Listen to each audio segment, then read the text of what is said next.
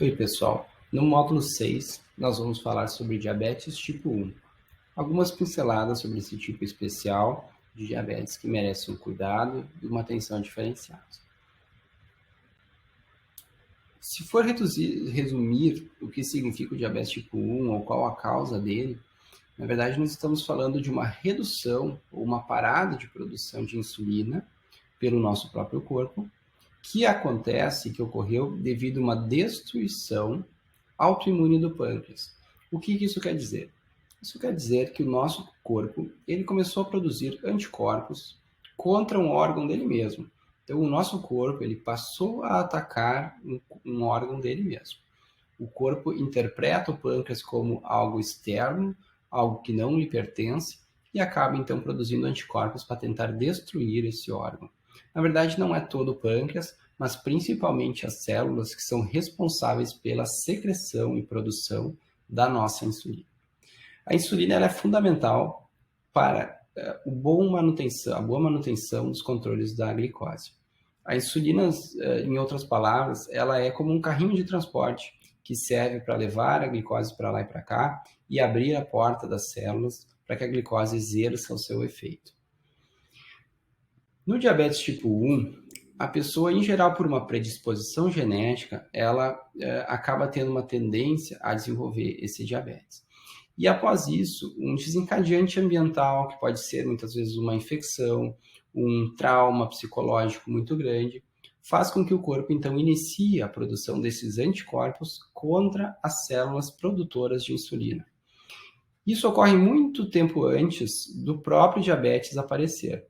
Então, essa lesão às células do paciente, ela está ocorrendo mesmo meses antes de a gente conseguir detectar uma alteração na glicose. Nós necessitamos cerca de 90% dessas células, dessas ilhotas, sejam destruídas para que a glicose no sangue comece a subir. Então, depois disso, nós percebemos então um aumento progressivo e gradual da glicose desses pacientes. Bom, mas quem são esses pacientes? Eles correspondem apenas a 5 a 10% dos quadros de diabetes. Então, é um tipo de diabetes menos comum do que o diabetes tipo 2. Além disso, ele em geral ocorre em crianças, adolescentes e às vezes em adultos jovens. Ele é incomum de acontecer em pacientes mais idosos. E ele é caracterizado principalmente por um emagrecimento importante, sensação de sede, vontade frequente de urinar, um cansaço excessivo e aumento do apetite. Esse paciente, se não tratado, esses sintomas eles vão progredir de uma forma rápida, em questão de dias ou semanas, e esse paciente vai começar a apresentar um quadro de cetoacidose. Ele vai se sentir ruim a ponto de necessitar de um tratamento numa emergência. E se isso não for revertido em poucas semanas, isso pode acarretar, inclusive, óbito. E esse é um paciente que ele vai necessitar insulina desde o início do tratamento. Mas por quê? Por que a gente não pode começar com comprimidos ou com outras tentativas como alimentação para esses pacientes? Porque esse paciente ele não está produzindo insulina. Então, a única forma com que a gente consiga reverter o quadro desse paciente é dando insulina para ele. Como ainda não existem, na maioria dos casos, formas de comprimido ou outras formas de dar insulina para o paciente, então ele necessita receber de forma subcutânea. Esse é um tratamento bastante importante que é necessário iniciar o mais breve possível nesse tipo de paciente. Esse paciente ele vai precisar, e o bom tratamento desse paciente ele depende de 2 tipos de insulina.